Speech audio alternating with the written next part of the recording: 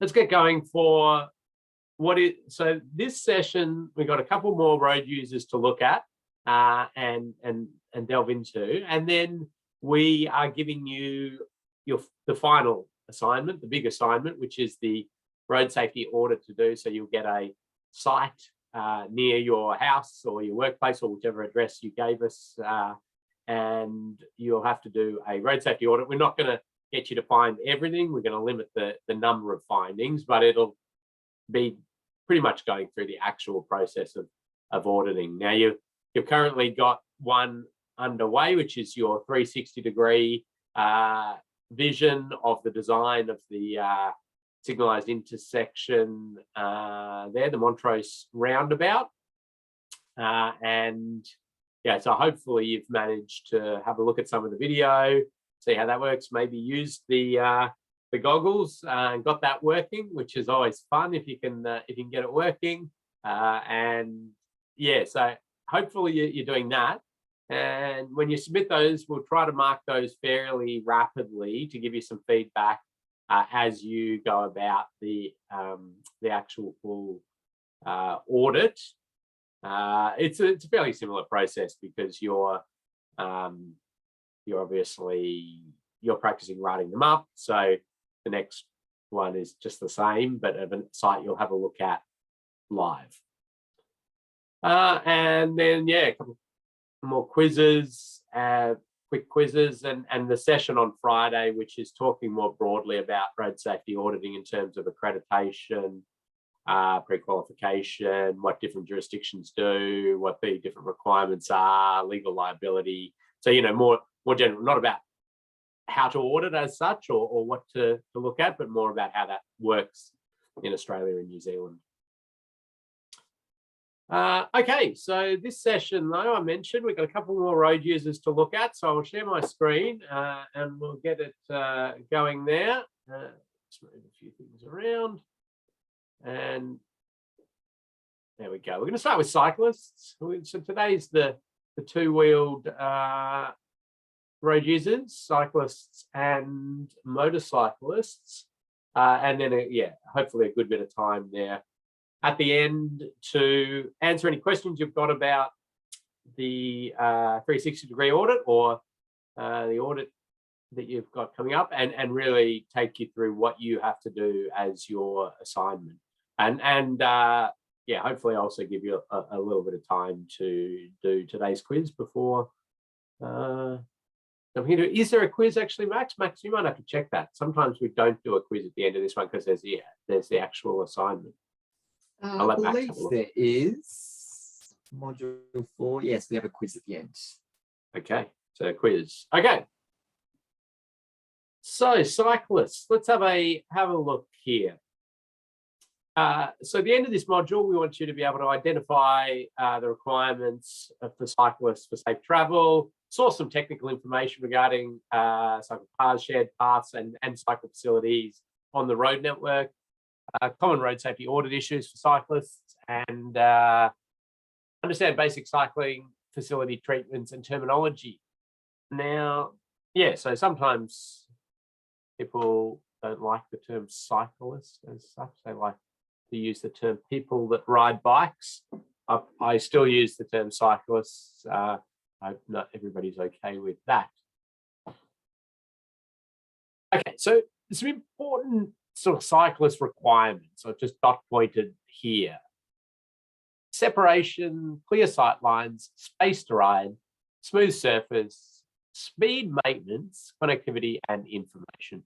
So speed maintenance is an interesting one. So it's more the trying to not stop the start for cyclists. And you might think, oh, how's that a road safety issue? But it can be, and I'll show you a couple of examples of where that is. But I'll sort of run through some of these at a very high level. As an auditor, really, we're trying to think like a cyclist. And many of you are cyclists or have been, so that's good. And you really just can ask yourself different questions like, you know, would I feel safe using the road? If I turn here, would a car see me? Am I in a dooring area? Those sorts of questions. If you remember the little exercise we did looking at that aerial image of the intersection with the crossing point on the outside of the slip lane, and I was sort of explaining how you can sort of travel through each leg as each road user. Well, obviously you're going to do that as a cyclist in your mind. But there's also the ability to ride through an area as a road safety auditor. That's an absolute must if you're doing a cycle-specific audit. So as a thematic audit, we'd call it for cyclists. But you may just elect to do that. I remember one in particular that I was doing up in Bendigo with a colleague, and we went out there and walked it and drove it, and just looking at the plans and what it was, I thought, cyclists is really interesting. So yeah, came back the next day and just rode it up and down just to get that feel as well. But you can just put yourself in the saddle, I suppose, in your mind and ride around through the area. But it's interesting, we do have quite a variety of cyclists. We have the lycra clad training cyclists, we have the commuter cyclists, and we also have these sorts of cyclists. And so the idea really is that we're trying to think like think of facilities for an 8-year-old and an 80-year-old, and we should cover everything in between. But the challenge a little bit with cyclists in this is that what's good for an 8-year-old and an 80-year-old probably, well, in some occasions, is not going to be used by the lycra-clad training cyclist. And so we need to just be aware of this and try to cover them as well.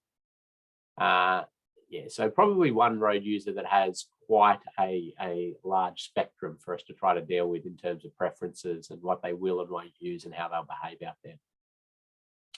Keep your questions coming in. Max is behind the scenes answering questions, and Max is, Max probably should be running this one because he is a cycling infrastructure guru. He runs a cycling infrastructure course all about this sort of stuff. But I'm going to hone in on the auditing part of it for this one.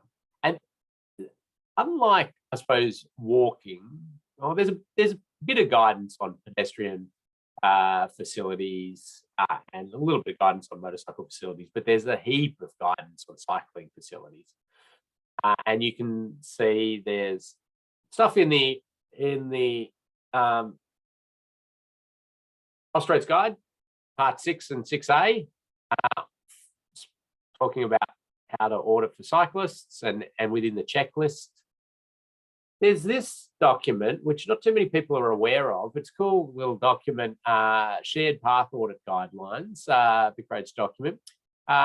Just talking about some of the specific things to look for in an audit of a shared path. And that is within our realm of road safety auditing. We can certainly do that. Same process, same principles. And this document's just got a little bit more sort of specifics on some of the challenges that cyclists and pedestrians face on those shared paths. And sometimes that's each other. In terms of then standards and guidelines around cycling facilities, just for your reference, the Australian Guide to Road Design, Part 6A, but not the Guide to Road Safety, Part 6A, Guide to Road Design, Part 6A, is paths for walking and cycling. And so there's a huge amount of information in there about some of the requirements. And while we say a road safety audit is not a check against standards and guidelines and the like, this can be a pretty useful document to sort of calibrate your thinking around path width and those sorts of things. It's got some guidance in there, but you still just come at it from your opinion, your perspective. So even if you go, oh, well, it meets part 6A, but you're still a bit concerned with it, you can absolutely put that in as an issue. This document, Cycling Aspects of the Austroads Guide, was a document produced to collect a whole lot of bits of different guidance documents around cycling and pop them all into one document. And then, of course, we have our Australian Standard 1742 Part 9, which is the uniform traffic control devices. This one's bicycle facilities, so lots of good information there. At a jurisdictional level, there's different stuff from different jurisdictions. In Victoria, there's a suite of documents on some particular issues. So this one is cyclists and pedestrians at roundabouts, and this one's cyclists in car dooring situations. This one's a more generic one about strategic cycling corridors. And then there's the Melbourne City Council came up with a pretty good document on bike lane design guidelines. Queensland's got lots of information on the TMR website, lots of documents. New South Wales has got different bits and pieces. And so there is a lot of information available within Australia, but you can also even go further and wider than that. And internationally, there's a heap of stuff. And the Crow Manual, sort of the Bible of cycling infrastructure. So if you want to purchase yourself the Crow Manual, you get a huge amount of different information. That's from the Netherlands. And you can see a few other documents in there from around the world. So have a look at those. I think we've popped those into Moodle and on your memory stick in the cycling folder. If not, we can happily provide any of those if you'd like, except for the Crow Manual, which you'll have to purchase from the Netherlands government or whoever sells it. Okay. First common audit finding for bikes that I'm going to put up as longitudinal grates. So this is cyclists dropping a wheel into a grate like the one you can see on screen there and coming off the bike. So I was going to say, I don't think I've seen a longitudinal grate in a road design for a decade at least. So designers are pretty aware of not, putting that. So doing a cyclist friendly grate. Where they do come up a fair bit though is they're existing on the road network and maybe other improvements are happening part of the design and they're not altering this. And so if those things are happening is when we should be pointing them out as a road safety auditor and trying to rectify those. There's been a couple of different legal cases associated with these that I've been involved in as expert witness. And yeah, they're pretty always, it's pretty clear that this is not a good thing. In fact, in there I've said, well, it's the first common issue that we teach in the road safety audit course when we're talking about cyclists. So the idea that people are not picking these things up is not a good thing. So yeah, just keep an eye out for it. One of them in particular was a case where a shopping centre,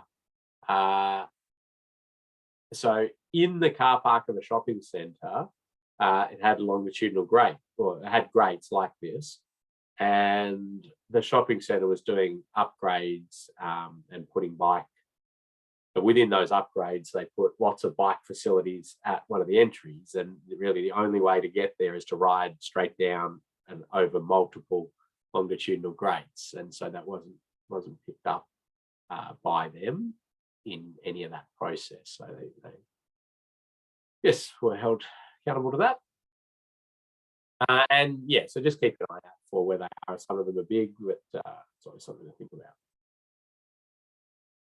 Common audit finding number 2 This one's less, it's an interesting one.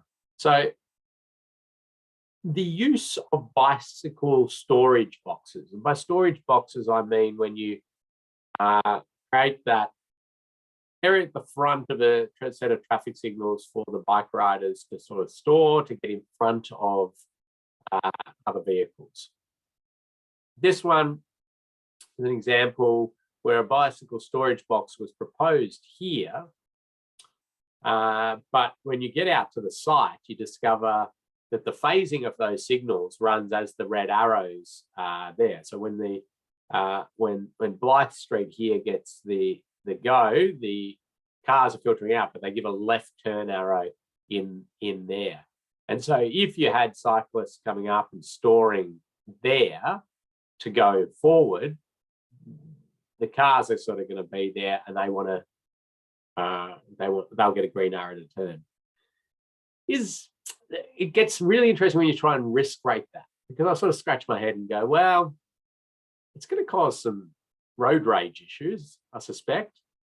Are people going to actually, run a cyclist down? Highly unlikely. They'll be beeping at them. But then they go, oh, maybe they'll come out and around and cause some other issues that way. Maybe it'll just push the cyclist will realize what's going on, sort of shuffle to the side, and then the car might sweep around them. It's just not good. So, you sort of got to ponder how you risk rate those. In the end, those sorts of things will be removed because it's not good. Okay, so I think that quiz time was not an actual quiz, Max. I think it was about this picture, wasn't it? Yeah, I think we've got one later on, not that one. Yeah. No, that one was, this quiz time is just about this little scene, and get people doing some thinking and writing some things in. I'll give some prizes out as well as I do. Well, first I'll give a prize out if somebody can tell me which country this is. Where in the world is this? Few people saying Ireland, Holland, UK, Norway. Declan with Wales. That sounds good. Yes, it's in Wales. So you can tell there if you can speak Welsh. I can. I'm pretty sure that translates to cyclist dismount. Do you mind just giving me a quick rendition of the pronunciation? I forgot how that's. I will not even attempt it. Thank you. All right.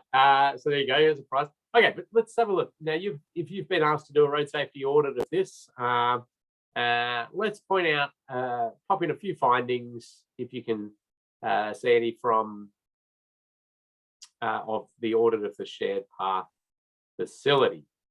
So just type them in. I'll give you a minute if you want to put in an idea, a finding, something you can see there.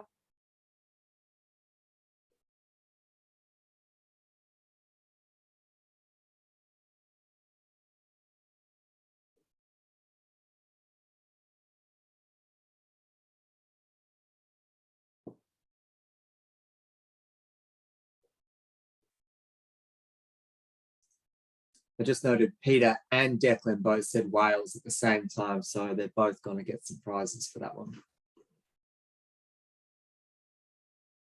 Very good. Lots of good findings coming in.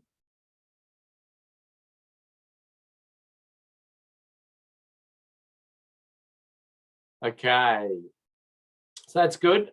I'm happy we had just talked about longitudinal grates, and there you go. There's one in there. So Max, you can give that to the first person who pointed that out. You have to go back, I think, in the chat.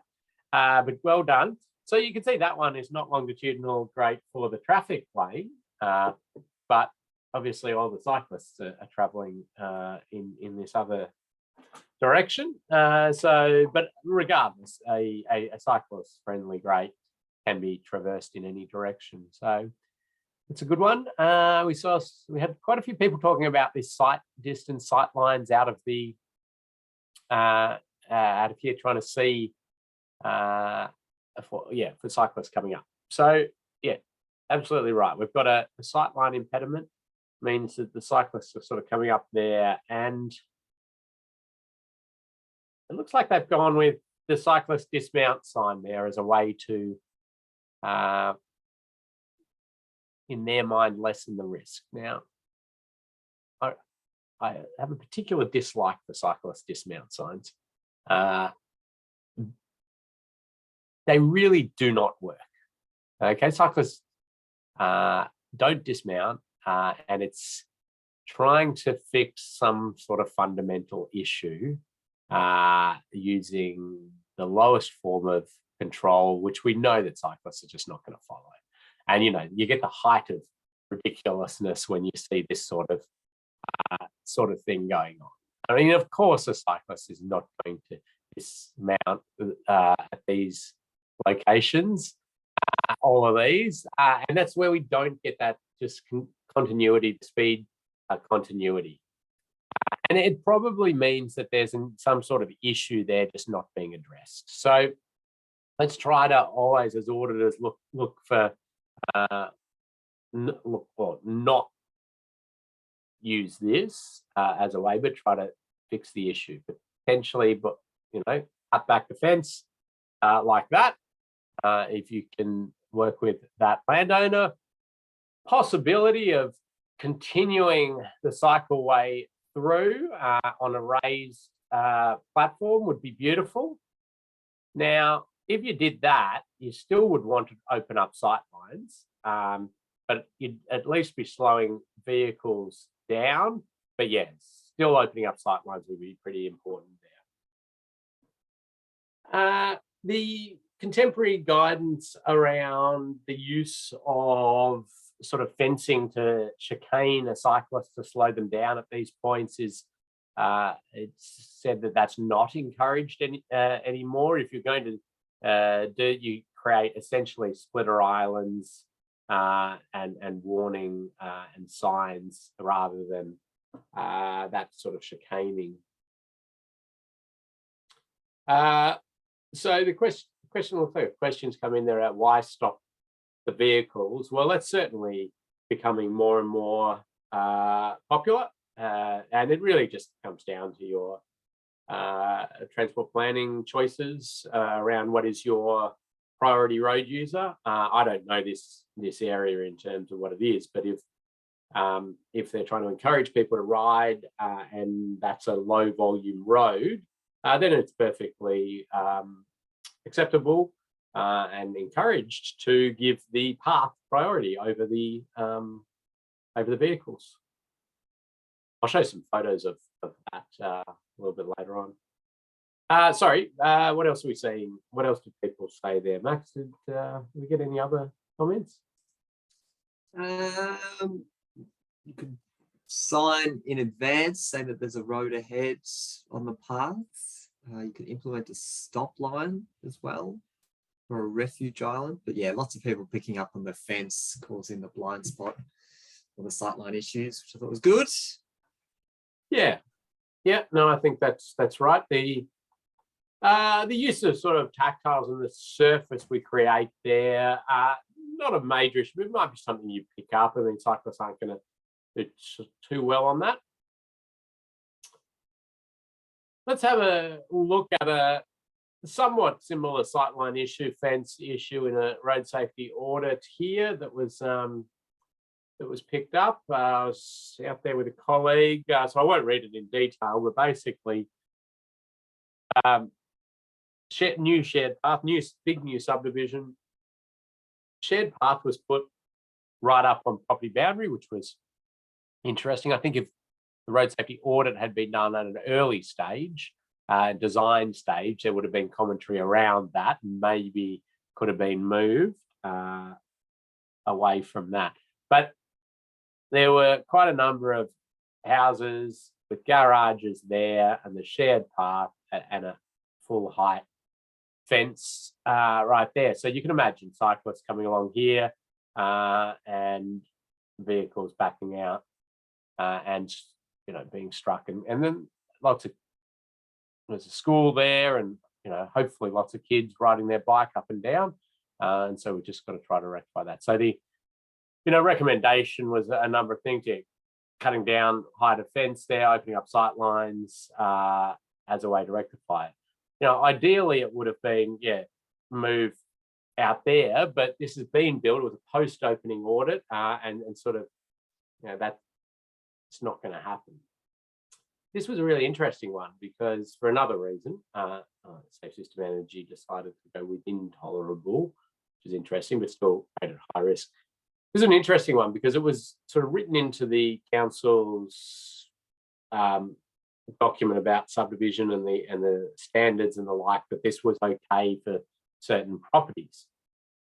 So they handed this audit report over and they said, handed it back and said, can you remove that because that's in our standard subdivision guidelines or whatever it was, planning scheme something. And they said, so we can't have it as a finding. And this is where you get in these awkward situations, but where you say, well, sorry, I think it's a road safety risk and I'm obligated to put it in there regardless of whether it's in your standards or guidelines. And so they're not happy because it ends up causing work, but it's an issue. We can't just say it's not an issue because it's in that document. So in the end, they had to go back and alter quite a number of these fences at council's cost, even though it was a developer, because the developer's like, well, that's what we built, because that's what your guidelines said, and then had to go through the process of changing the guidelines or whatever it was. Yeah, so it's probably more of a cautionary tale around your clients, when you hand over audits, will often try to get you to alter things because it's not convenient for them. And this is where you've got to sort of remain true to the purpose of auditing, which is to improve road safety and be sort of that independent voice of safety issues. Any questions coming in there, Max? Yes, we did have one from Chris just saying, would that be the responsibility of the property owner or the builder in that instance? I mean, well, this instance it was council responsibility, but generally. I mean, I suppose if the property owner and the builder, I mean, they're just going to follow whatever the code is or their specific instructions. So if they haven't met that, if it said that this had to be a cut down fence, then it's on, well, let them fight it out and work out whether it's the property owner or the builder who's going to have to pay to rectify it. But if council's said that's fine, then in their guidance documents or their standards or their codes. I think the answer there, Chris, is who's got the better lawyer.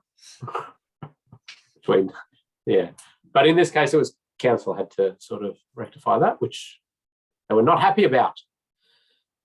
And well, anyway, I can sort of muse at the challenges of auditing because they're your client and you have not pleased them with your audit, anyway.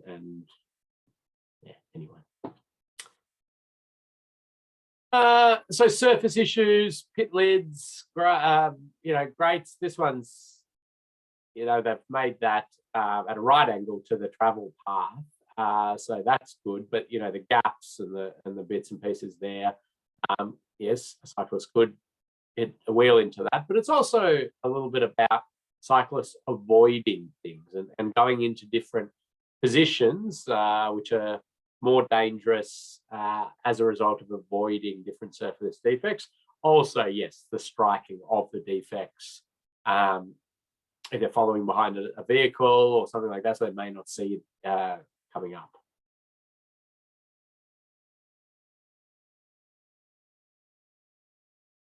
Another interesting audit finding is around this sort of scenario where we don't have lanes lining up. Now, if you sort of look, this lane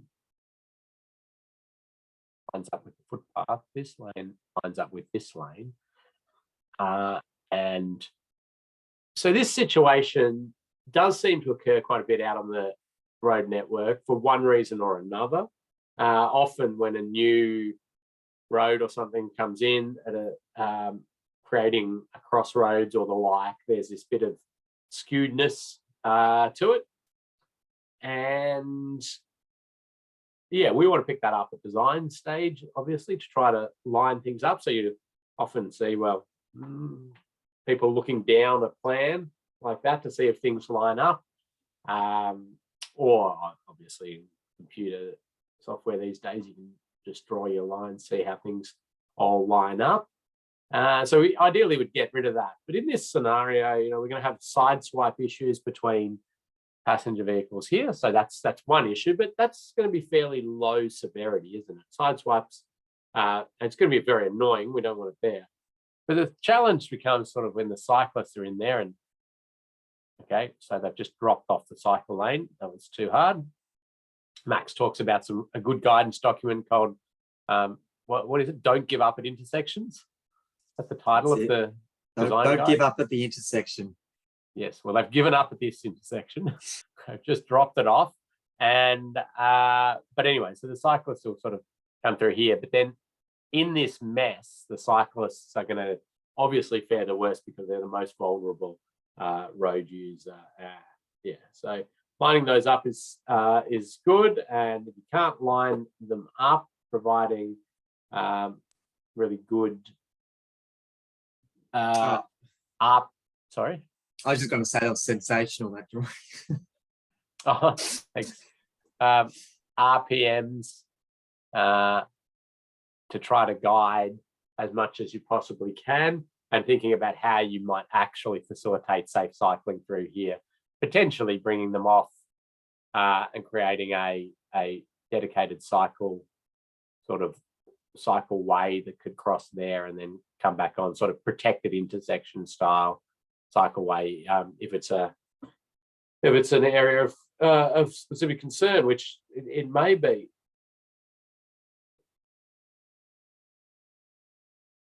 Another challenging spot there is that merge point where a driver coming up there. So you've got a second lane sort of opens up at an intersection. We call it a stand-up lane. Stand-up lanes sort of have this extra lane at the intersection to try to get more traffic through, get more vehicles through in each phase.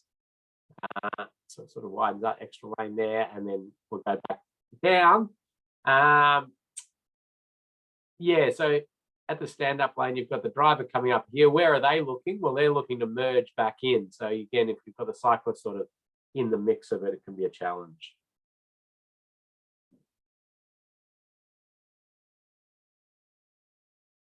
Now, roundabouts are a particularly problematic area for cyclists. And we know that cyclists don't fare as well as other road users at roundabouts. And let's start with sort of your urban, fairly low speed area roundabout like this one lane. The guidance used to be pretty much what you can see there, which was to try to push your cyclists as far away from vehicles in the circulating carriageway as you can. And the challenges that came up around this were twofold. One was that as a vehicle approaches here, they look to their right for, well, they're usually looking for vehicles that they're going to have to give way to. And there's this concept called look but fail to see. And the behavioral psychologists love it. And actually, somebody's assignment mentioned this as well, which so well done to whoever that was. I'll have to revisit. So look but fail to see is this concept. Google it if you want and read some of the papers, because it can get quite fascinating. And what it is that a driver will come up here, they will look directly at a cyclist, and then they will run into the cyclist. And the reasoning behind it is that that's not what they were looking for. And so the time to cognitively process that information is just longer. And, then they get into a wonderful sort of theorizing around, saturation of numbers of cyclists. So like this wouldn't happen in the Netherlands because everybody's aware of it and looking for cyclists all the time. So what's your sort of saturation numbers? There's also ones about threat theory, and that an added reason for why it takes so long to process is that they're not thinking that is a threat. I mean, not. This is obviously all going on in the subconscious. So it's very interesting. But one of the other things that was discovered is if cyclists are not in, like they're further to the edge, it's sort of heightening that. If you can get a cyclist into the middle, it lessens that a little bit. They're in that direct spot. So it's not like the driver can't see the cyclist, just the positioning of it is off where they're looking. So that's one. The other one is that pushing cyclists out sort of gives temptation for a car to try to squeeze past or overtake at these points, and we get a sort of dangerous situation there. So look for fail to see stuff, and also that squeezing past is why Austroads changed their guidance on these urban roundabouts at one point and said, no, actually what we're going to do is ask the cyclists to claim the lane. And then, so this is where the bike lane sort of ends, but it's saying cyclists take that middle position. And it's, for two reasons. There, one being to try to get you in a better visual position for cars, also to just eliminate that possibility for somebody to try to squeeze past. And then so they put these things on the road in these locations, and prize for the person who can tell me what that thing is called.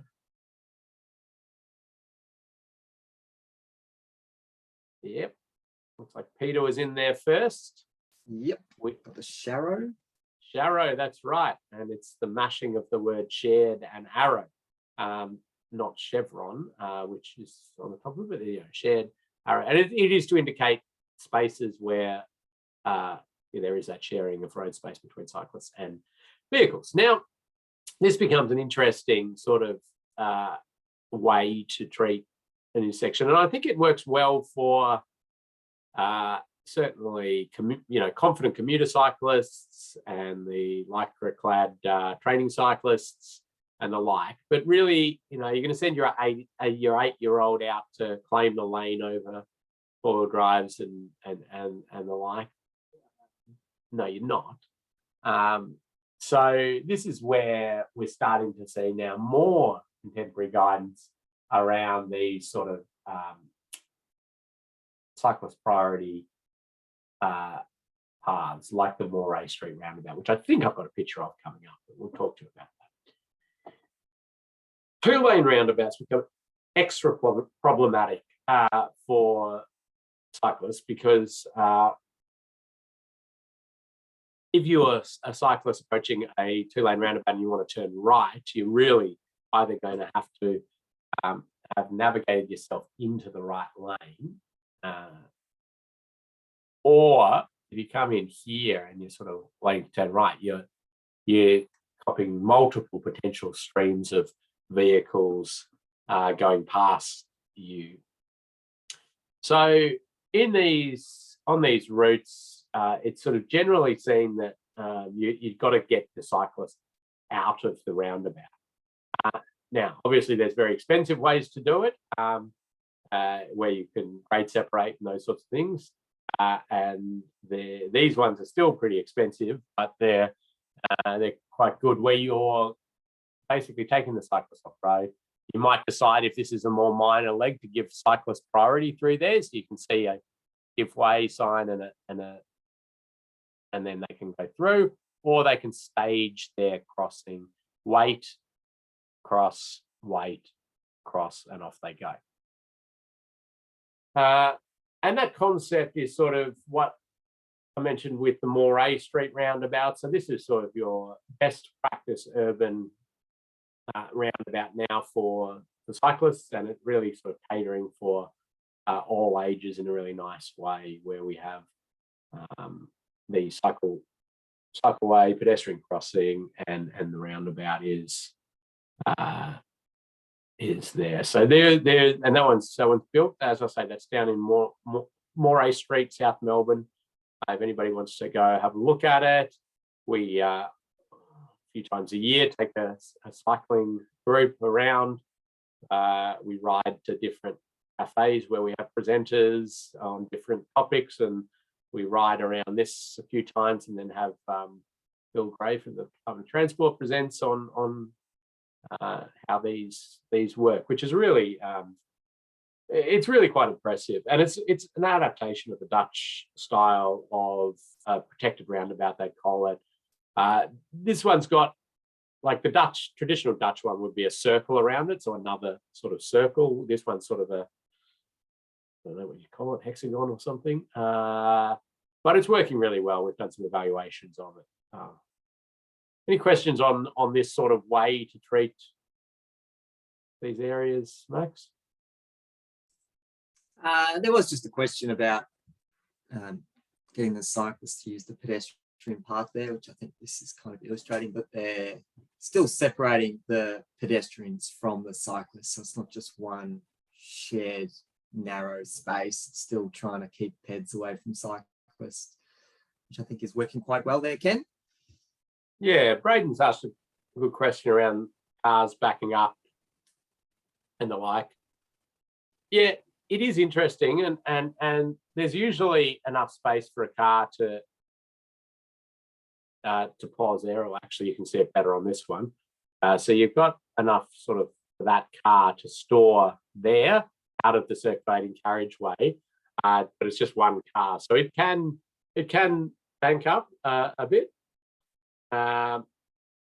And the other one is that cars sometimes store over the area. So we did put cameras out there for a week to just monitor that, and one of those fun graduate tasks was to just analyze a week's worth of footage there in high speed though, but looking at these, and we do see those sorts of things happening, but overall it does operate really quite well overall. Max, sorry, go. There's a few more questions in the chat, just might be easy to talk through them. So yeah, Chris has got one. Do the cyclists and peds have priority both ways? So vehicles kind of need to give way approaching the roundabout and exiting. And is there any confusion with that from vehicles, Ken? Yeah, well, you can talk to them. Actually, you know this intersection very well. I would say that it's not so much confusion purely because you've got these raised features. So motorists are slowed right down, and the fact that they're raised, it just elicits that they need to stop and give way. So I think that's quite a low risk that motorists wouldn't be aware that they need to give way kind of twice, entering and exiting. They do. So to answer the question, yes, they have to. The vehicle has to give way here, and the vehicle coming in from the other side has to give way there. Yeah, it's essentially creating another road around that has priority. What about cyclists not traveling in the correct direction? I wouldn't say that's probably a common thing to happen here, but you could probably do that if you're a cyclist and wanted to make it your, travel against traffic for whatever reason you wanted to do. We didn't see any of that. We didn't see. I can't say I've noted it. No. So we did see cyclists electing not to use it and just use the roundabout normally. But not all the cyclists, because if you're riding up here, you're riding on that side of the road. So you'd have to sort of, I don't know how, you'd have to go the other way, but we didn't see any of that. And Benjamin's just said that York Street, Cecil Street, South Melbourne, also a very similar setup.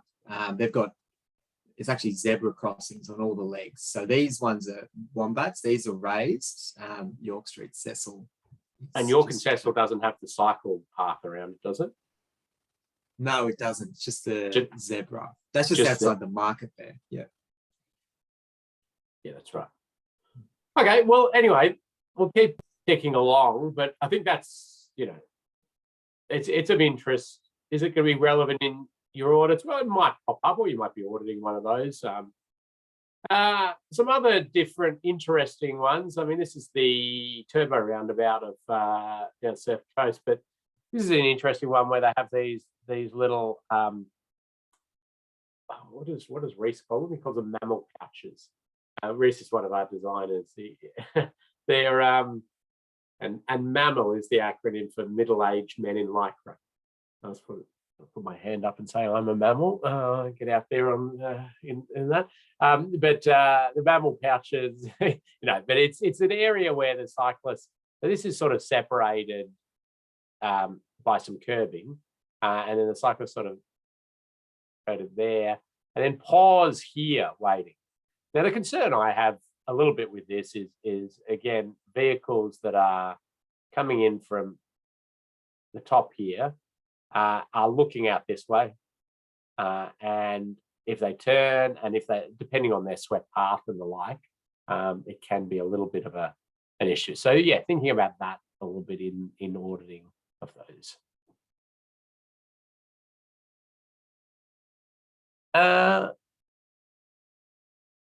Interesting one here. So this is there's a cycle lane and it approaches a 2-lane roundabout, and the cycling, or the bulk of the cyclists are going straight through. This one doesn't have anything particularly for the right-turning cyclists, but it's interesting. So you see it on the plan, and it provides this separated facility. You think, well, that's good, and you get into the detail of it. And then anyway, then they built it, and this is how it was built. So the cycle lane comes up, and then the cycle facility is up here. This is one where you sort of look at it and you go, what do you think a cyclist would do at this point? I mean, I kind of wonder whether a lot of cyclists will think that, oh, that's the end of the cycle lane. Take it in here, because this looks like a footpath, doesn't it? Yes, it's got this weird cyclist only sign, but what's that referring to? And it's pretty small. So this is where I think that a small tweak to this would actually, would actually get that cycle facility used.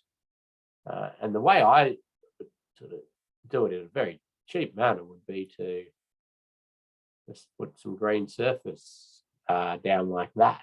That would be enough, I think, to show the. Oh, Max. I think this is a really good point, because I was just having a conversation regarding departures from standards, and if you're able to, if you're able to justify that. So technically, the standards would say that you should only be doing green conflict paints where a cyclist and general traffic can interact to highlight that conflict. And in this instance, you are not. This isn't an area where vehicles would be, colliding with cyclists. However, you are departing from standards in order to, shift this away from something that's going to create a conflict to something that's used as wayfinding, essentially. And so you can justify that. Is basically what I'm trying to say. I'm all for it. I'm all for it. I like to see the green paint. Everyone associates green with cyclists, and they know what that is. And it can just be that little. It's better than a sign saying cyclists go here. You can see the green from a distance, and it just makes a lot more sense. Yeah, I agree. And you're right. You're spot on. I mean, green paint was meant to be conflict points between cyclists and vehicles, but and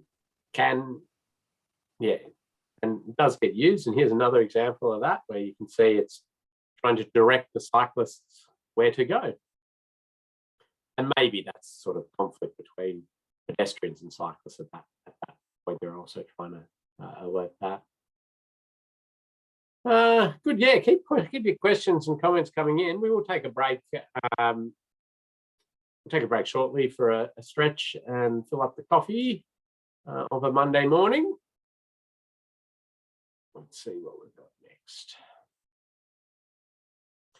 Okay, so shopping strips and the possibility of dooring. Now, dooring is that term that we use, obviously, when a door opens in front of a cyclist, and either the cyclist hits the door or avoids the door and ends up in a dangerous traffic area.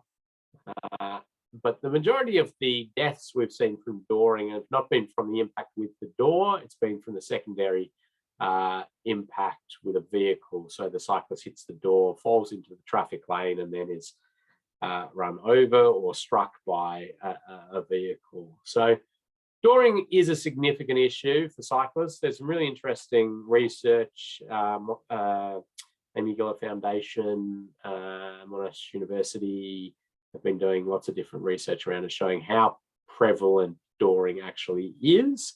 That's a big issue, and any regular cyclists will attribute to those challenges. I certainly have seen my fair share of doors open in front of me. So how do we treat it? Well, there are a few ways we can treat it, but it becomes very challenging in some road environments. Take Sydney Road here, for example, where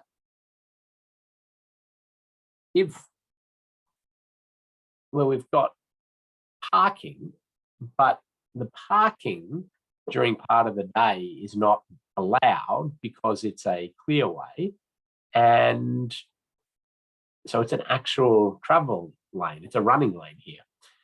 So even doing things like marking a bike lane or the like, bike lane would be in the middle of a lane during part of a day. So you can't really do that. Lots of challenges with that one, and lots of ideas coming out for Sydney Road that's revamping it completely. If it's permanent parking, marking bike lanes is helpful, but it's still very much in the dooring zone. This is Glenferrie Road, and they tried actually some green paint style trials a little bit for, I might have done it this bit as well, but tried to sort of paint that bit green as the optimal spot for the cyclists to be traveling, trying to encourage them to use that exact line, which had some success. But we've fundamentally still got the issue there. The way that we see it really well treated is to move the parking out and provide these Copenhagen style lanes, dedicated facilities just for the bike, where they're protected from traffic by the parking and the curbing, protected from the doors by the fact that, well, passenger side is has less door opening, but also enough space that a door that opens won't get into their lane. And we see these very successful for commuter cycle routes and really provide good facilities. Now, yes, sometimes you're challenged for road space. But if we go back to a scenario like this, we kind of have the road space because we've got the bike facility and we've got the parking, and the parking is quite, probably quite generous. So, but it would be challenging with the trams here to do this. But we see in some locations it works really quite well. What do we, as a road safety auditor, need to look out in these sorts of treatments? Well, the turn in and the coming in and going out vehicles is where we see most of the danger.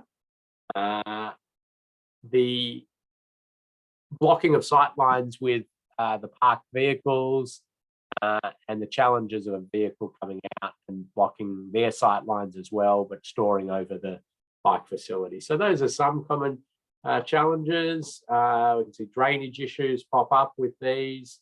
We see sometimes, is it clear what this is? I mean, this one's pretty good with the green paint. Sometimes we've seen them used as parking, where taxis are parked in there, thinking of some sort of taxi bay. So that was an interesting one down on Wellington Street in Collingwood. Max, you probably can think of other challenges and issues with these. Yeah, I think so. You mentioned that parking one. Sorry, was that a just a big topic? Yeah. Or do you want me to jump in? No? No, it's all right. I think we've covered off a few good ideas. I'll keep moving on. I see lots of chat and things coming in, so thank you for everybody writing their ideas and popping things in. It's great to have that conversation going on behind the scenes. Now, I mentioned this before, and we saw it at Moray Street, where we were giving priority to bikes and in those designs. I mean, this is the way that you can give cyclists and pedestrians a shared path priority as it crosses a road. So that, looking at that one in Wales, well, this is how you could sort of design it so it goes through. The signage is a little bit different. We actually now use that signage, just as it's a little bit different there. But what you're essentially doing is creating a road. You're turning the shared path into a road with priority, and you're creating a new intersection essentially. So there's an example of another one as a driver, in this case passenger seat would see it, and you can see that the driver has to give way. We're going to see a lot more of this stuff coming into play because people are realizing the importance of cycling in our transport mix, the health benefits, and all of the raft of benefits of getting more people cycling. So we're going to prioritize cyclists over passenger vehicles in more and more situations. And so again, with this, you're thinking about, have we got good sight lines? It's very clear that the driver has to give way. Can we raise the treatment to ensure that the vehicles are slowing down as well? And yeah, this is what the riders see as they're approaching the continuity through there. Yeah, they work quite well.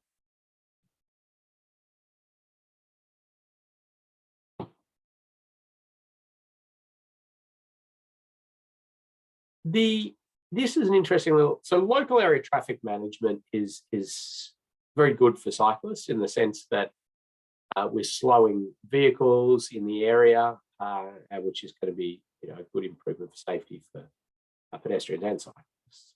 But sometimes when we do local area traffic management, we squeeze the cyclists into a conflict point. So a chicane, often like a one-way slow point, these sort of things can be a real squeeze point for cyclists. And you can almost create little dangerous situations in the deployment of your LATM, your local area traffic management. I think these are just elegant designs of one-way squeeze points where one-way slow points, I should say, not squeeze points. One-way slow points is what they're called, where basically you've got only enough space for one car to get through there, and you just let them fight it out. And it works really well. It's a very effective local area traffic management deployment. But as I say, it used to be a lot of people just build this whole area out, some big curb out step, and then the cyclists are sort of caught up in this. But if you can provide that cyclist bypass, it's brilliant. So just think about that if you're auditing a local area traffic management scheme, how cyclists will be sort of squeezed in different spots. Now, I mentioned the shared path audit guidelines before, and you can audit a shared path. There I am out with a colleague auditing some shared paths around the Bendigo area.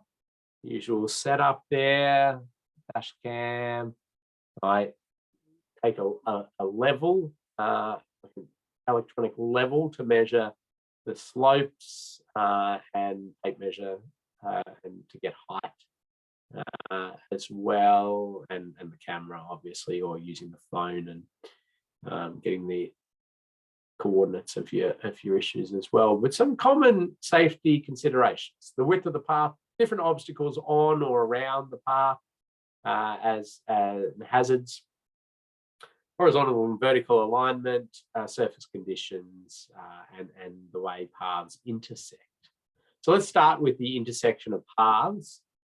A bit like road intersections, we want a clear priority, good sight lines, advanced warning, and signage for guidance. Ideally, 90-degree intersections work well as well, and we want to reduce speed at these points. So this one you see on the right there, it's just unclear priority. It's a nice sort of shaped intersection from an aesthetic perspective, but it's probably not going to perform too well if you get cyclists coming in and cyclists coming from this side and the one going down here around that way, and who's got priority, and we're just going to be a little bit messy. Another example here, again, we've got this, well, the photos sort of taken here looking down this way, which is definitely not the priority route, but it kind of looks like the priority route if you're going down there. So again, just clearing that up as priority.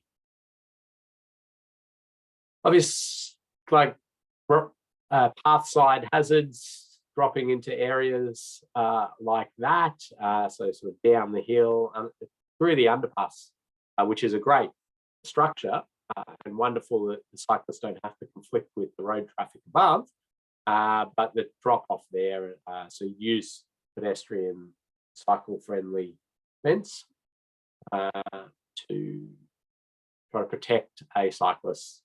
Now you might think that cyclists don't leave the path or are less likely to leave the path, but they do for a whole variety of reasons, including the fact that these paths are often have dogs and kids and things darting around, and so cyclists can often have to leave the lane or just sometimes be distracted or going a little bit fast.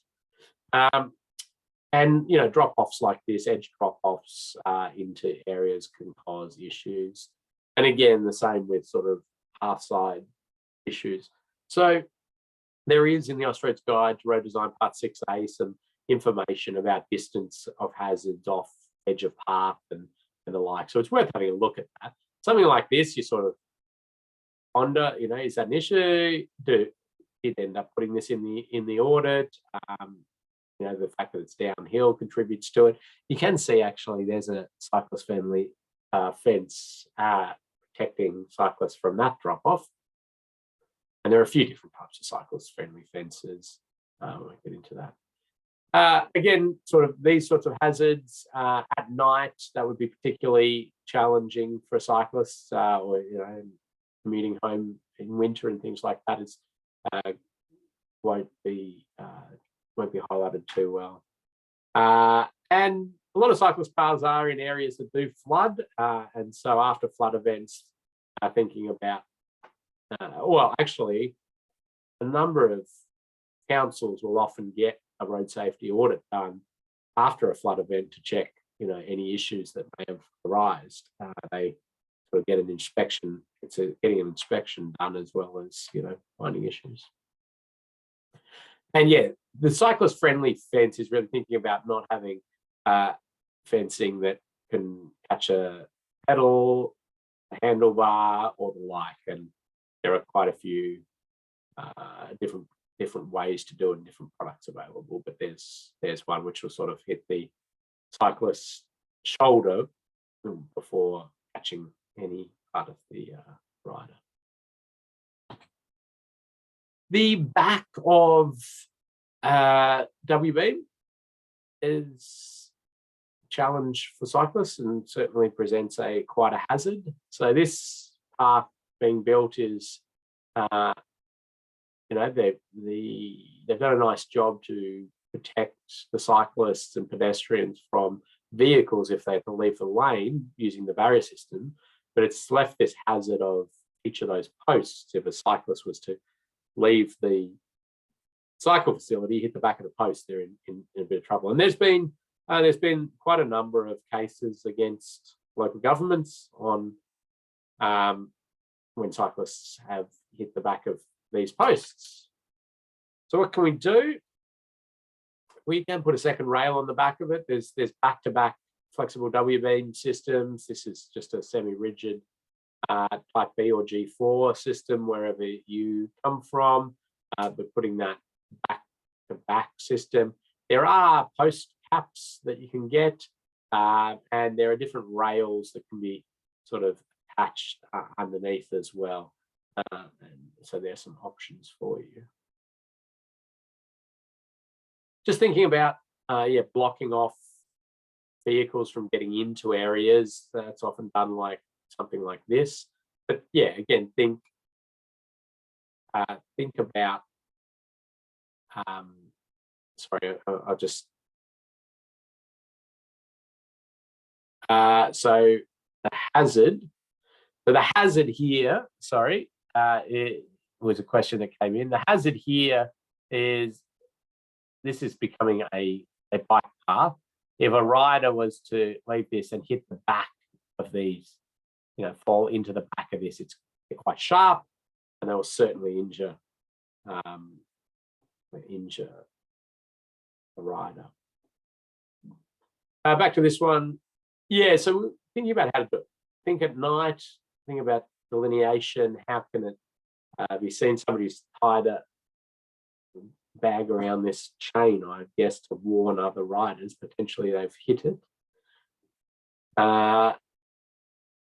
This one's pretty good. I think they've done a pretty good job here. The cables stay there. Ideally, they wouldn't anchor that in the middle of the path.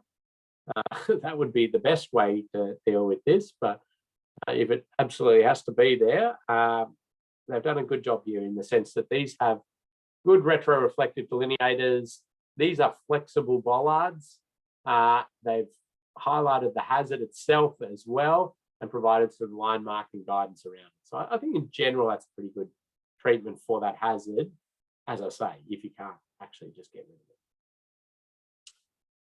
Now, I mentioned these thematic audits of a cyclist audit. And what we've done is provided on your memory stick and in Moodle, a one-sheeter on cycling thematic audits, and it's detailing just some of the specific things you do. You saw that one photo of me out there doing the shared path one. Well, that's a cycling audit, but you're going to ride it. Has some guidance on particular things you might be looking for. So that supplemented with that shared path audit one is good. But yeah, it's fun if you're a bike rider and you can get out there and do cycling audits. Max will attest to this. It's sort of just living the dream. You're out there riding and looking for stuff, and it's a pretty awesome thing to be doing. What about a quiz, Max? Sounds like a great idea. What about if we pop the quiz up and then take a 4-minute break? And then people can answer the quiz as in their own time in leisure. Sounds like a good idea. So hopefully that's launched on your screen. Yep. So we'll give you 4 minutes now. Stretch, fill up your coffee, and we'll get back into it in 4 minutes. Thanks, Ken.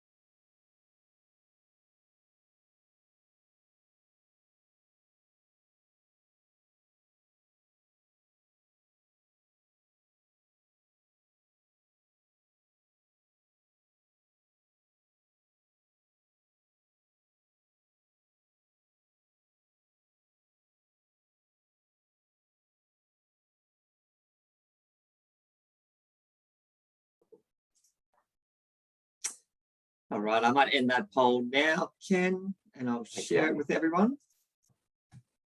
And over to you. Okay, so which of the following is not a common cyclist requirement in infrastructure? So cadence, most of you are onto that one. Cadence, it's a cycling term, but not an infrastructure one. It's how fast you pedal is your cadence.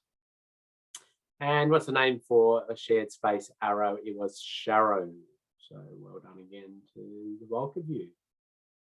Thanks, Max. Okay, so it looks like we can jump on to another road user, and I'll find the slides for motorcyclists.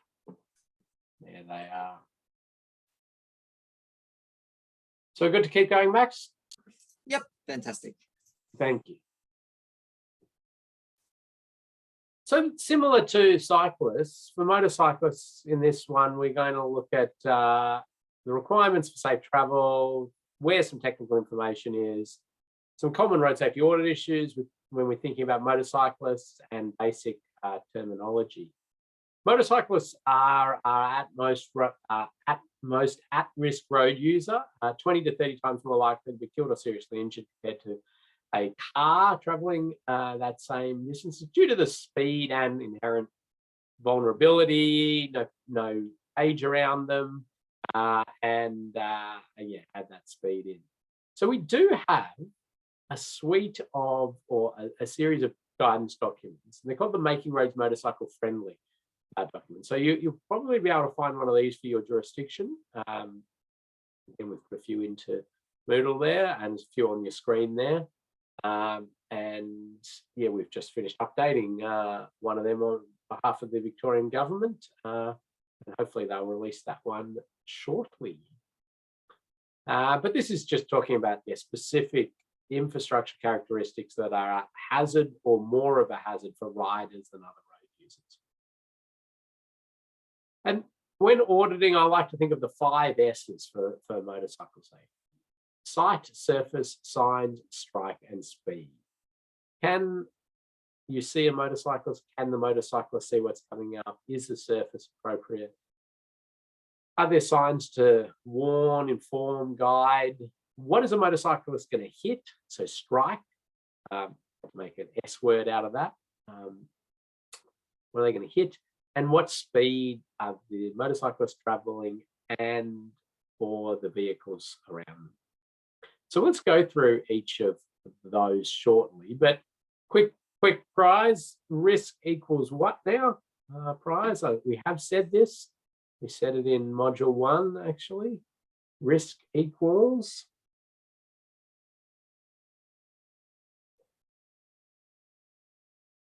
likelihood by consequence, from Rick Lewis. Yep, that'll do. So likelihood or probability times consequence or severity, depending just how you do it. Exposure as an extra one there, which Peter's put in, which is very good. We don't, in road safety auditing, the exposure is built into the probability or the likelihood phase. In a safe system assessment, it's its own distinct entity. But when we look at the sight, surface, signs, they're the chance that the crash will happen, the likelihood or the probability. The strike is about the consequence. The crash has happened.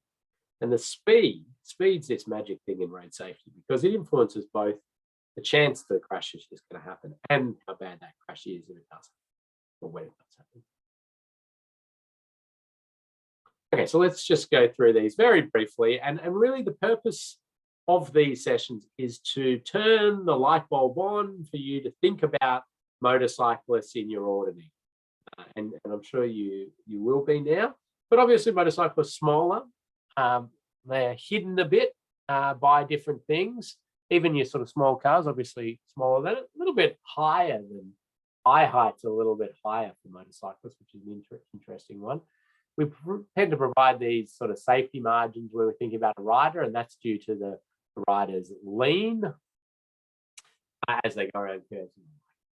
But you can see, there's a rider, and sort of you can see this tiny little sign blocking most of a rider there, which is just an indication there that signs, signal controller boxes, small shrubs, things that you probably wouldn't think of as sightline impediments, certainly can be sightline impediments in terms of thinking about motorcyclists. Wearing all black doesn't help, as Braden says. Yes, yeah. So that's right. This says a high vis rider in this instance, and this photo is really talking about the dynamic visual obstruction challenges. So as a road safety auditor, you kind of want to be looking at plans and not just looking for those fixed sightline impediments, but thinking, okay, well, how's this intersection going to operate? Where are vehicles going to store to turn?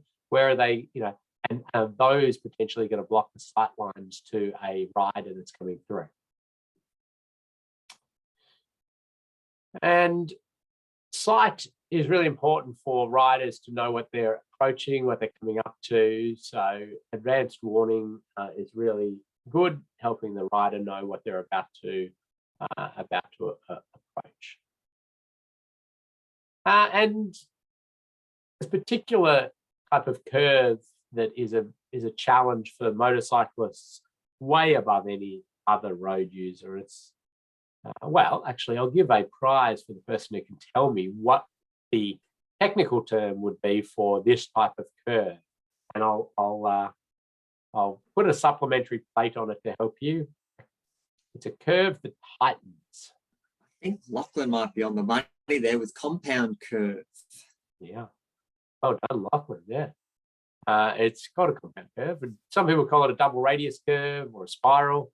But yeah, it's essentially it is a double radius, or it's got a one radius and then tightens up. Now, a motorcyclist approaching this curve will take a line and a speed based on what they're seeing on that first radius.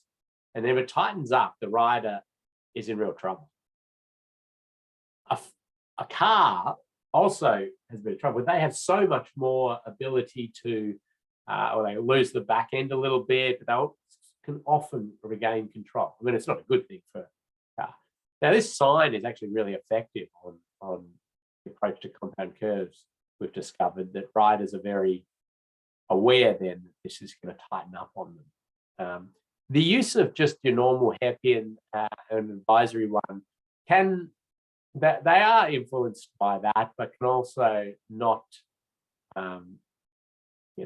sometimes take what they can see over that advisory. Here's an example of an interesting spot. Curve radius 252 going into a 117 radius curve. So just tightening up. Outside a curve, 4 motorcycle crashes.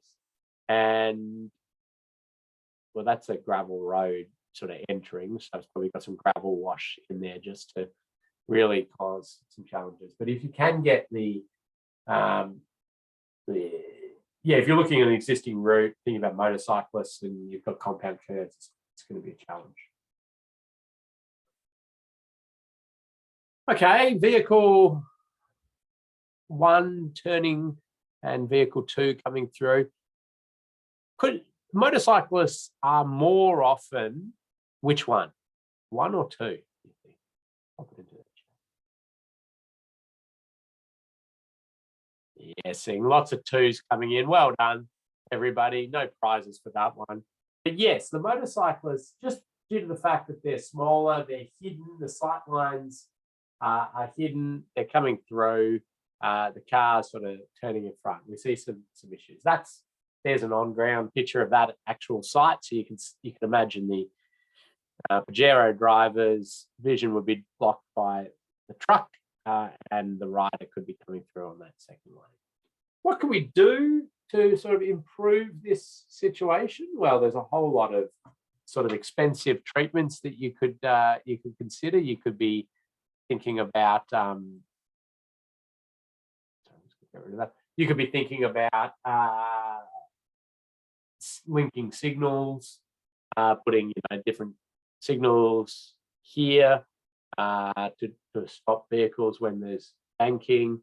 You could be thinking about different ways to slow vehicles on the approach. you could also do a cheaper one, which helps out a little bit. I mean, this is a massive keep clear. Usually, probably only be that. They've got to keep clear to try and help vehicles get out as well. But moving the hold line back a bit would actually be quite beneficial, because it gives the rider more time to react, to slow down, to avoid. It also opens up sight lines a little bit for the car turning in. There's warning signs available as well.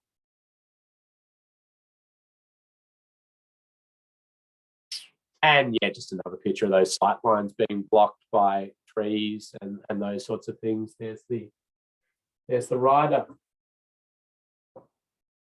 Okay, the surface. The surface is extremely important for motorcyclists due to the fact that they take curves and corners on a lean. They've got two small contact patches, and so any surface that is not good becomes a real issue for riders. Max said in the trivia, asked that question about the canary in the coal mine. Well, motorcyclists are called the canary in the coal mine when it comes to surface defects. They're the first ones to be killed or seriously injured as a result of any surface defects. So when we audit, we need to be thinking about that, thinking about the surface. And you want to really hone in on the surface, on the approach to a curve and on the departure. Through the curve, not necessarily on the departure, because the rider's upright. I mean, if there's something there, you might point it out, but that's not the highest risk location. So ideally, we've got good skid resistance, consistent surfaces throughout.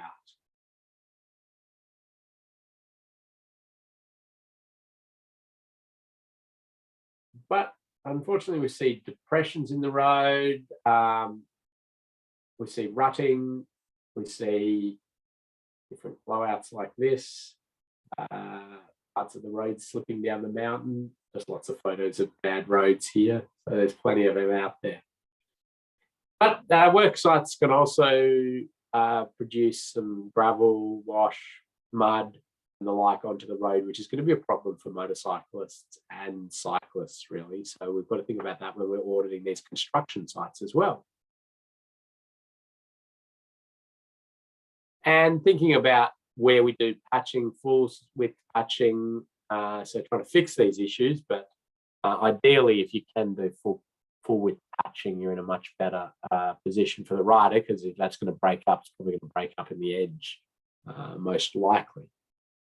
Although here's one that's sort of breaking up in the middle. On something like this, which is on a very popular motorcycle route, ideally you fix it properly, but you really have to provide good advanced warning of this. This is in a curve.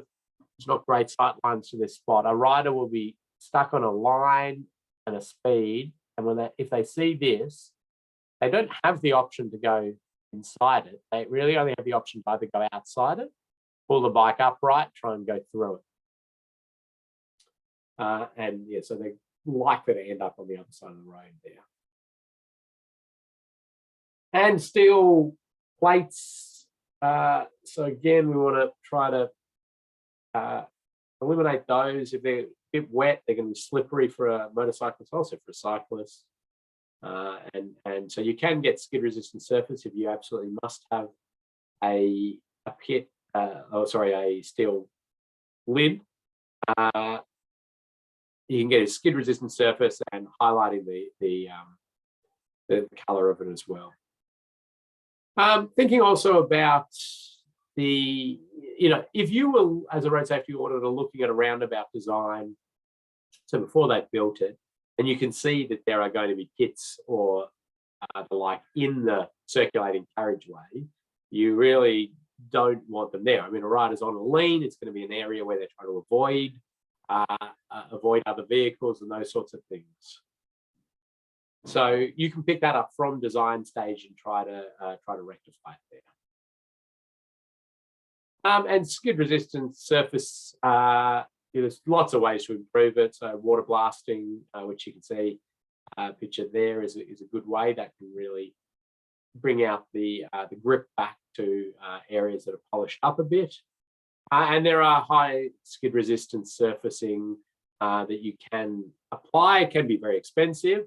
I mean, here you can see some application on the approach to an intersection and through the intersection, but haven't applied it on the exit because that's a lower risk area for riders. I mean, they're either going to need to brake on the approach here or avoid within the intersection. And if we can seal right up to a barrier, that's a good thing. Ideally, sealed shoulders right up to the barrier will certainly help out. I'll talk a little bit more about barriers and motorcyclists shortly. Just trying to cover off quite a few things here. Curbing. Curbing's an interesting one. So obviously we have different types of curbing for different scenarios. So we've got barrier curbs, which you can see here, and we've got semi-mountable and mountable curbing. So the more mountable the curbing, the better for riders, giving them an opportunity to recover if they've left the road. It's interesting to see how small a lip can destabilize a rider, and I use this video to demonstrate that. I don't think there's particularly a lot wrong with the intersection here from a design perspective and the like, but I think it shows you that this small lip can destabilize the rider. So let's have a look at that. Actually, I might just move that.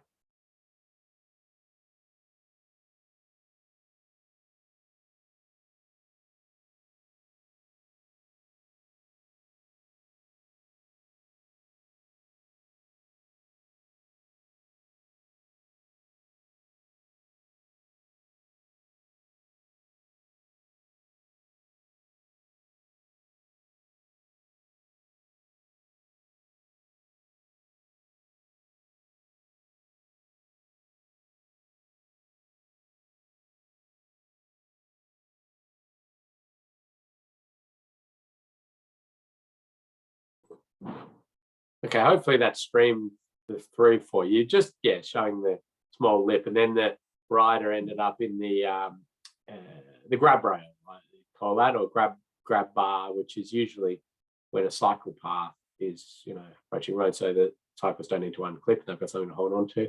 I played that in New Zealand, and they took me out to show me this, which was their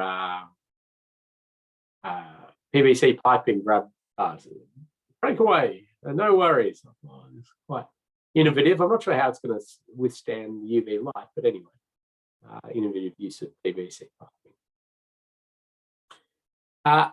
One thing you're going to, I'm sure, if you get into lots of road safety auditing, you're going to see is people either proposing or have painted large things on the road.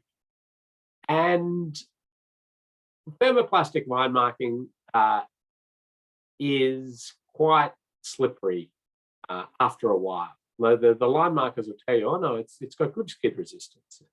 And they're probably right when it's first applied, but it really can polish up and become quite a slippery surface. So we don't want large sways. One thing you'll probably, as a road safety auditor, see if you get into it and doing lots of them, is somebody wanting to paint a big stop sign or give way sign on the road at an intersection because they're having an overshoot problem. People not stopping or the like. Now, the issue there obviously is going to be motorcyclists because they're also approaching this intersection, and it's a really critical point for them, and you're placing a potentially slippery area right at that point. And signs, so lots of good warning signs. Motorcyclists are highly aware of signage and warning signs, and we have this particular one we can talk specifically for motorcyclists and warn of specific hazards if they're there, so motorcycle-friendly signage, or motorcycle, specific signage, I should say. Talk about motorcycle-friendly signage shortly. And just general signage, general warning, and getting consistency of signage is important. Cool. Is there a quiz there, Max, or am I going to keep going? We do have a quiz. Quick one. Okay. I'll launch it up. Which of the following is not a consideration for motorcyclist safety in a road safety audit? Sight, speed, signs, or sound? We'll make this quick, so I'll give you 10 seconds. 5, 4, 3, 2, 1. I'll end the poll and click share. 100% for sound, Ken? Good call. Yep. So motorcyclists can be noisy, but we don't report on that in our road safety audit. Thank you. Let's stop that one. Let's keep going along through those S's. Strike. So the outside of the curve is particularly bad for motorcyclists. For passenger vehicles, it's almost a bit of a 50-50 inside to outside, maybe a little bit more skewed to outside of curve, but motorcyclists don't have the ability to overcorrect, which cars do. And so particularly outside of curve, thinking about that. So here we can see really popular motorcycle touring route in New Zealand, the Coromandel area, for those who know it, surface issue, and then the outside of curve, we see these concrete blocks. So it's going to be a very bad situation for riders. We also need to think about just signage. The use of our galvanized steel signpost is it's deemed frangible, as in breaks away on impact. So all of these posts, these galvanized steel posts, they all break away on impact, but that's for a car hitting it. So that'll flatten when a car hits it. If a motorcyclist hits, it's easily strong enough to to kill a rider. Not frangible for motorcyclists. There are some different products available out there. So an interesting one, the reason I popped this one up, you can sort of see that if a rider was approaching this area, the vehicle is coming out here. I mean, maybe this sign is about eye height, so it probably blocks the view to start with. I'm not even sure why that sign's there. But if the car pulled out here and the rider had to avoid, they might strike this. The side of a sign is a bit of a knife blade as well, and then the posts there. So it's quite a nasty spot there. So there are some different products available for lowish mount signs. These are sort of compressed rubber. They bounce back a bit on impact. It's also got a plastic sign face. So they're not bad. Very bit expensive, these ones. So you'd use them on popular motorcycle routes. There are some other products coming along which are a bit more durable as well, which is good, but also have that flexibility for a rider. And thinking about motorcyclists leaning around a curve. So here, this will be taken out by a truck before a motorcyclist, I reckon, just a truck sweeping around there. But a motorcyclist, here's a staged photo of a motorcyclist leaning around a curve. So you can just see that, thinking about that envelope of road furniture and where things are. So we protect road users from hazards using barriers in the roadside often, and these barriers are very specifically designed and tested and the like, but really done with cars and trucks. The motorcyclist considerations have been a more recent thing. So what can we do here? Well, so I should say half the motorcyclists that strike barriers are already on the ground sliding. And the other half hit the barrier and go over the top really quickly. That's some University of New South Wales research on a huge amount of motorcycle crashes with barrier systems. So the one that goes under, we can put what we call a rub rail or an underrun protection to try to stop that. So you can see there a bit of the road width. And you can imagine sliding along at 70 kilometres an hour or 60 kilometres an hour and hitting one of those posts would be very bad. Sliding along and hitting that would not be friendly, but it would at least have a good chance of survival. and that can be retrofitted to different barrier systems. So you can, any W-beam system, there will be an under-run protection available in your jurisdiction. And they have been tested. So here's some testing. Motorcycle dummies is a European crash test, 60 kilometers per hour, 25 degree, slide the dummy. Okay, there's at the post, no under-run protection. So you can see it destroys the dummy. There it is with under-run protection. And you can see it sort of absorbs a bit of the energy, deflects the rider. It's not, it's not like there's no impact there. There's certainly that, but it is within survivable limits. You can see some cushioning there, which helps out as well. Well, word of warning: don't, or if you see it as an auditor, you don't want them attaching to the end terminal, the under-run protection. That terminal specifically designed, collapses on itself and the like. If there are extra attachments to it, nobody knows how it's going to perform. It could spear, could compromise the integrity of the end terminal, could be dangerous to other road users. There are there is one particular product available at this stage that you could put on at a terminal if you were particularly concerned about it, but most treatments, the terminal will be on the straight, and it's a lower risk spot for riders.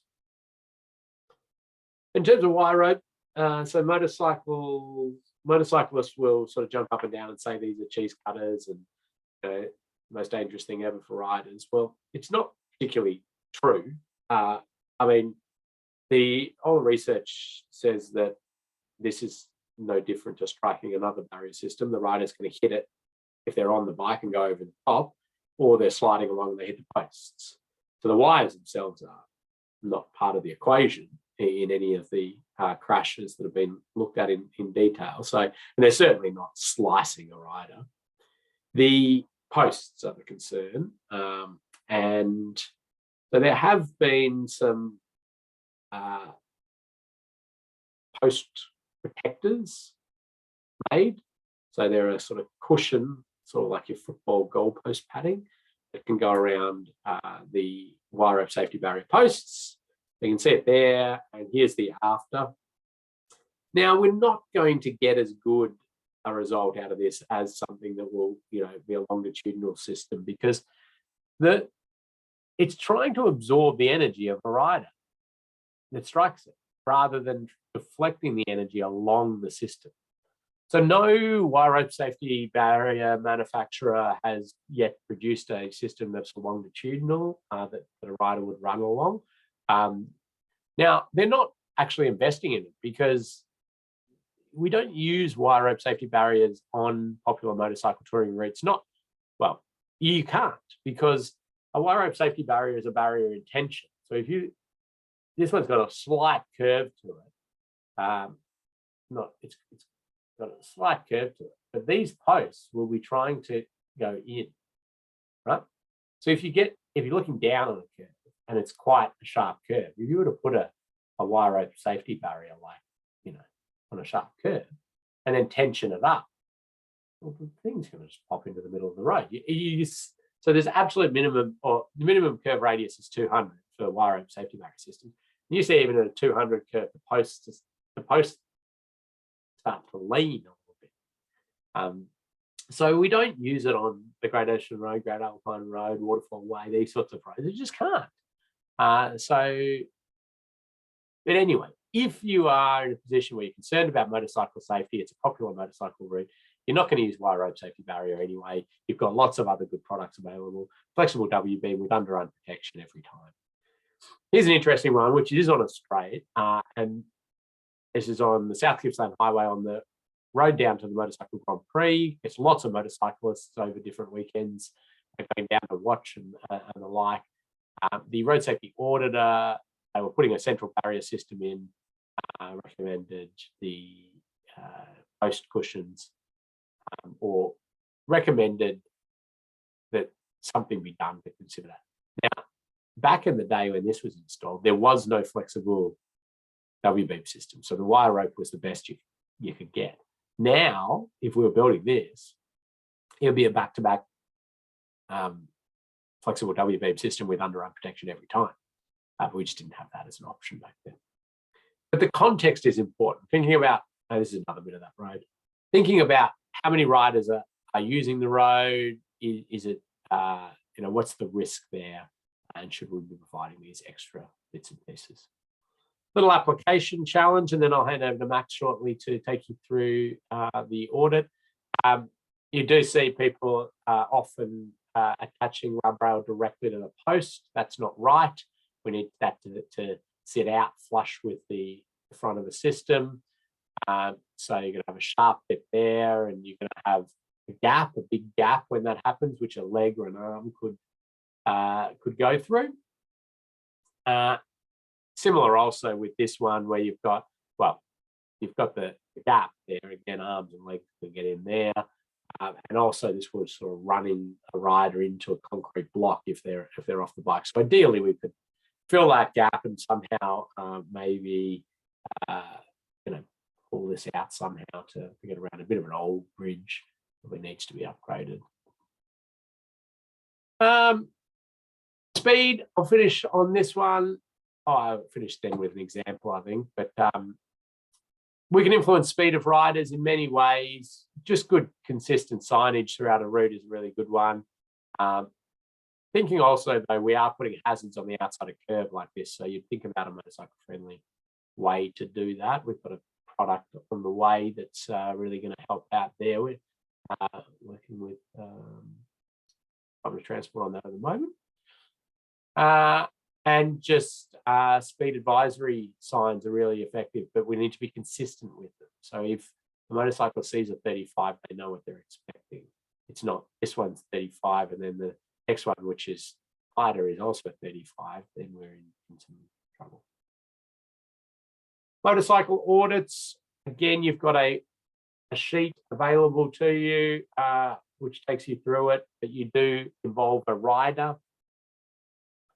And they ride, they talk to the audit team about what they're seeing, they're feeling. You've got a microphone in their helmet and kit them up so you can hear, they can talk about it. There you go, you can see Wendy out there riding, talking to the car, trailing car, what she's seeing and feeling. I won't take you through that. And we've put a little video, there's a fact sheet on thematic road safety audits for motorcyclists, which is available to you. I'll put a little video in there, which I'm not going to play now. And I won't do the case studies. I've pre-filmed some of these case studies in case we ran out of time, which I think we will. So I will put those recordings into Moodle and you can watch those in your own time if you would like to know a little bit more about motorcycles. Any questions for me, Max? We're going to take people through the module 5, which is might just hop straight into what we'll be working on next. So we've got Moodle up here. For module 5, you'll see there's no webinar content or anything like that, but we do have a safe work method statement. And the reason for that is because you will be going out on site, and we want to make sure that you acknowledge the risks when you're going out on site, and you implement all the mitigation measures that we've written within this document. So we will get you to just click on this one. It'll take you to a PDF document and just read through all the actions in there that you'll need to make sure that you're undertaking as part of the inspection. They're very, very straightforward things. We don't want anyone under the influence of drugs or alcohol. Don't do the site inspection if that's the case. High-vis vest, make sure you're seen, make sure you tell someone, things like that. Very straightforward things, so nothing too onerous, but you do have to flick through that. And we also get every participant to sign off on that. So there's also a safe work method statement agreement. And this is just a quiz, which is basically, I will hereby to all the conditions as mentioned in the safe work method statements or the SWIMs. and you just clicked yes, and that acknowledges that you've read it and you will do everything entailed within that document. If you have any issues with the swims or in your site in particular, please just let us know. We have done our own risk register to make sure that we're giving you sites that can be easily accessible. They're not, high risk locations or anything like that. However, if you do find that yours is maybe your site's too far away or you just don't feel comfortable going there, please just get in touch. We'll get you another site, no problem. Your sites are all located in this module 5, complete your road safety audit visits. You'll see there's a whole bunch of sites here, and at the end of each file in brackets is your name. So you just have to search through this folder to find your particular site. So I'll just open up the first one here. We've got 3 participants all on the same site. So hopefully that opens up. Yeah. And what it will be is an actual design. So this is a preliminary stage audit. So it's very high conceptual stuff. It's not a detailed design, but we'll just see. Okay, so it looks like there's been a roundabout being installed here. Okay, and we're removing existing line marking and physical islands through the intersection. So the participants for this particular site, they need to go out there, inspect the sites, and then complete a road safety audit on this design. The template for the road safety audit report is in the Word document. That's the first file in that folder. And I'll just show you what that looks like. I've already got it open.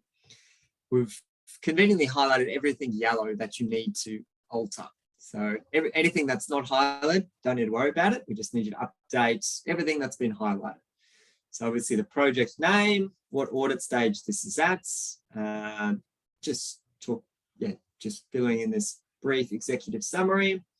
Table of contents will update itself, so that's not too onerous. Pop your own name, road safety auditor in training. When did you actually do the site inspection? Where did you go? What time was it? Things like that.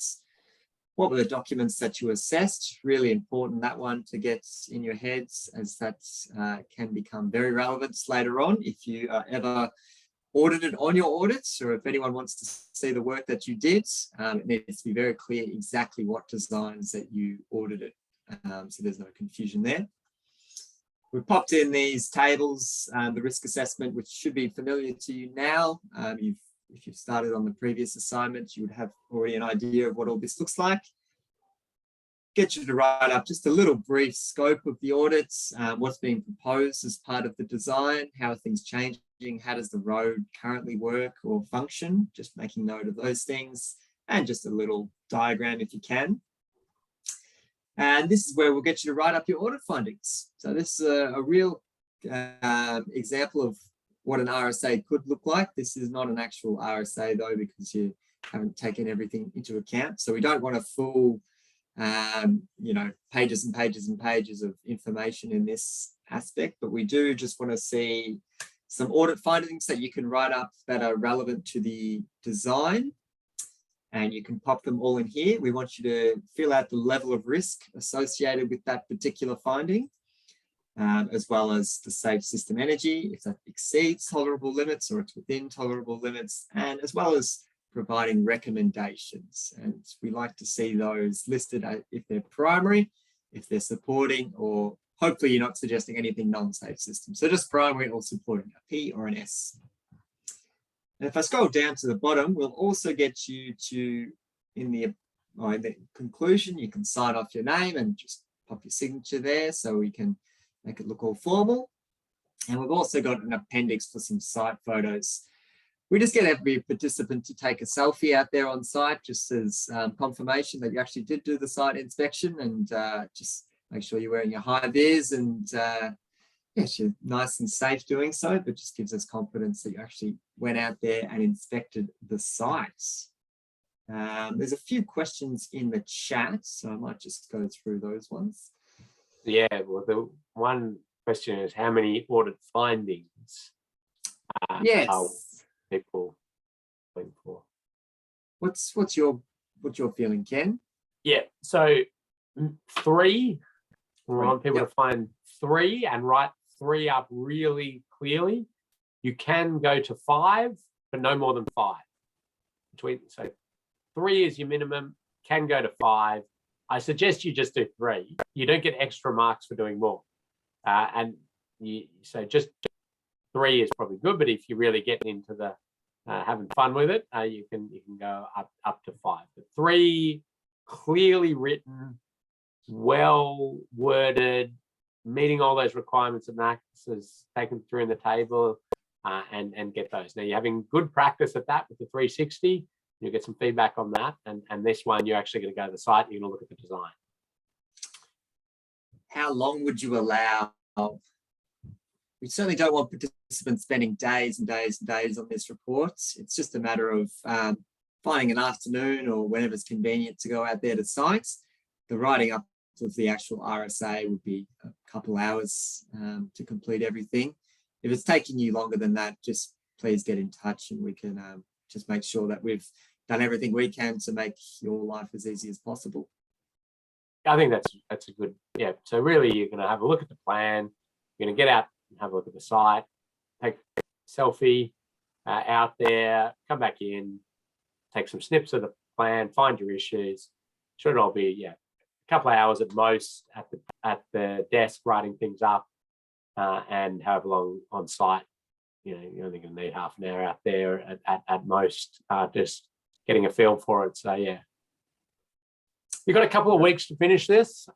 So we're going to have a session on Friday.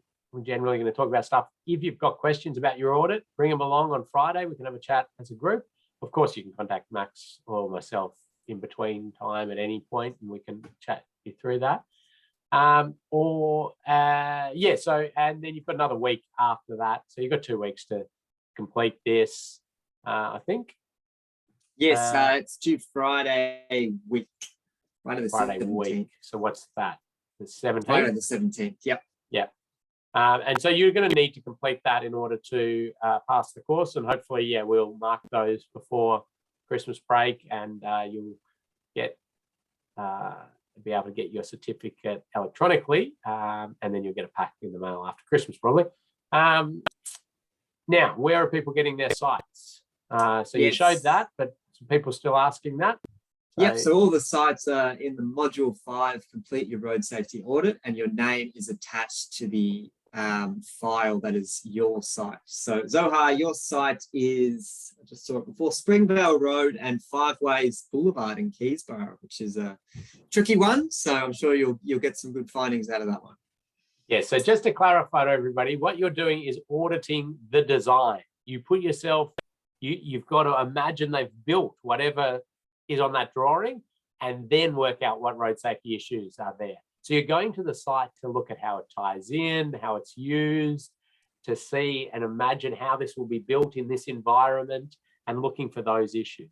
You don't just look at the site and find issues out there. You've got to imagine the design being built. So we do see that occasionally. A participant will just audit the existing road. And we go, well, that's not what we asked you to do. We asked you to audit the design. So I think that hopefully that'll be clear. Audit the design, write it up, use the template, put the selfie in, and you submit it all by the 17th. Get it done beforehand, and you'll be all squared away if you want. Get in contact with Max or myself if you've got any questions. Otherwise, we'll see you on Friday. Fabulous. Yes, please do reach out if you need. But other than that, have a lovely week. Thanks, Ken. Thanks, everyone. Bye. Cheers. Bye.